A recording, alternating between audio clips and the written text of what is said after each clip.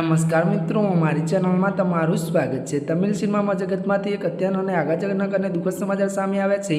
પોતાના સ્પષ્ટ મંતવ્ય અને વિવાદાસ્પદ નિવેદનો માટે હંમેશા ચર્ચામાં રહેતા તમિલ ફિલ્મના વરિષ્ઠ નિર્માતા દિગ્દર્શક કે રાજન હવે આપણી વચ્ચે રહ્યા નથી। 85 વર્ષની વયે દિગ્ગજ ફિલ્મ નિર્માતા કે રાજનનો ત્યારે મૃતદેહ ચેન્નઈની અડિયાર નદીમાંથી મળી આવતા સમગ્ર દક્ષિણ ફિલ્મ ભારતીય ફિલ્મ ઉદ્યોગમાં ઘેરા શોકની લહેર ફેલી ગઈ છે। પ્રારંભિક અહેવાલ અનુસાર તેમણે નદીમાં કૂદીને કથિત રીતે આત્મહત્યા કરી હોવાનું માનવામાં આવી રહ્યું છે। મળતી માહિતી મુજબ કે રાજન અડિયાર નદીમાં કૂદી પડ્યા હોવાની જાણ થતાં સ્થાનિક પોલીસ અને આપત્તિ વ્યવસ્થાપનની બચાવ ટીમો તાત્કાલિક ઘટના સ્થળે દોડી ગઈ હતી।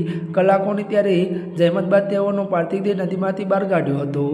વધુમાં વાત કરીએ તો આ ચોંકાવનારી ઘટના સમગ્ર ત્યારે તમિલ ફિલ્મ ઇન્ડસ્ટ્રીને હચમચાવી નાખ્યું છે।